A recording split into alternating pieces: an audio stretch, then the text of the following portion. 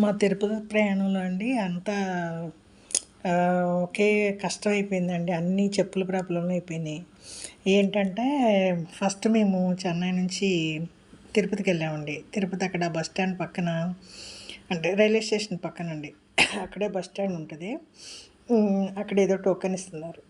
సరే మేము 2-3 మంత్స్‌గా వెయిట్ చేస్తున్నామండి. తిరుపతి వెళ్దాం అనుకుంటే కుదరటం లేదు. ఆన్‌లైన్‌లో బుక్ అయిపోయినాయి. జూలై వరకు వెయిట్ చేయండి అంటున్నారండి. సరే కొంతమంది అంటున్నారు అక్కడ టోకెన్ ఇస్తున్నారు, కొంచెం ఒక రోజు పడుతుంది, మీరు అలా కూడా దర్శనం కావాలంటే వెళ్ళిపోండి అన్నారు. మాకు పిల్లలు స్కూల్ తీసేస్తున్నారండి. మా వారు ఏదో కొంచెం కాలు ఆపరేషన్ అయ్యి దేవుని చూడాలి మొక్కుకున్నానన్నారు.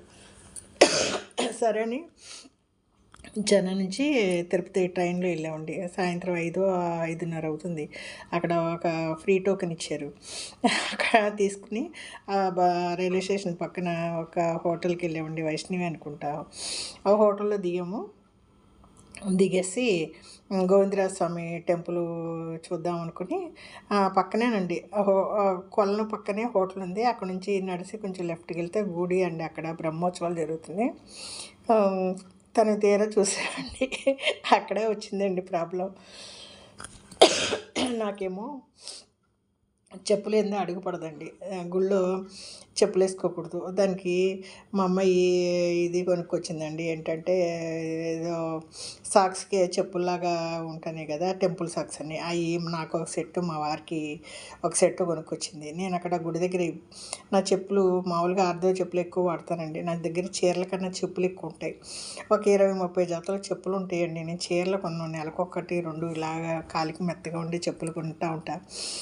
ఏదో ఇంట్లో అండి, ఈ ఇంట్లో 2-3 సెట్లు, ఆ రూమ్లో 2 సెట్లు, ఈ రూమ్లో 2 సెట్లు, వరండాలు అట్లా పెట్టుకుంటూ ఉంటా.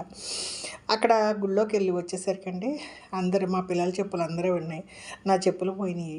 నా చెప్పులేమో బ్లాకు. ఎవరో ఆ చీకట్లో బ్లూ చెప్పులు వదిలేసి బ్లాక్ చెప్పులు వేసిపోయారండి. నాకు పావుగంట అరగంట ఎతికాను. అందరి చెప్పులు, మా పిల్లలు అందరి, మా వారి అందరి ఉన్నాయి, కానీ నాది మాత్రం లేదండి. నాది సేము. ఏం చేస్తామండి.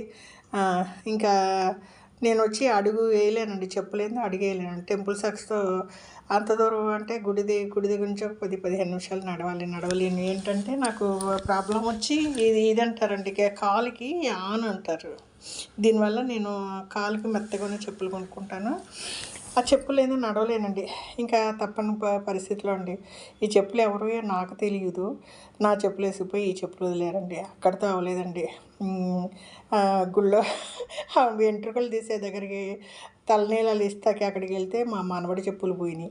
మా మనవడి చెప్పులు పోయినాయండి. ఇంకా పాపం వాడు ఉట్టుగాలతోనే తిరిగాడు. ఆ తర్వాత గుళ్ళోకి వెళ్ళామండి, పెద్ద గుళ్ళోకి, వెంకటేశ్వర గుళ్ళోకి కొండపైన వెళ్తే అక్కడ టెంపుల్ సాక్స్ వేసుకోకూడదని వాళ్ళు తీసేసి ఏదో షెల్ఫ్లో పెడతాం, మళ్ళీ తీసుకోండి అన్నారండి. అక్కడ మేము దర్శనం అయ్యి వచ్చేసరికి నైట్ 1 గంటకండి. మళ్ళీ అవి ఎక్కడున్నాయో ఎత్తుకోవడం అది చాలా కష్టం కదండి. 1 గంటకి వెళ్ళి వాళ్ళు ఎక్కడో చెప్పులు చెక్కింగ్లో తీసి అక్కడ వేసాం. అక్కడికి వెళ్ళి తీసుకోండి ఇక్కడ అంటే మేము అసలు నిద్ర కళ్ళతో నడిచి అలసిపోయి ఇంకా కొత్తవి అండి టెంపుల్ సాక్స్ వదిలేసాం. మా మనవడి చెప్పులు పోయినాయి, నా చెప్పులు 4 చెప్పులు పోయినాయండి. తిరుపతి ఒకటే మా ట్రైన్లో మా పిల్లలు ఒకే నవ్వడం.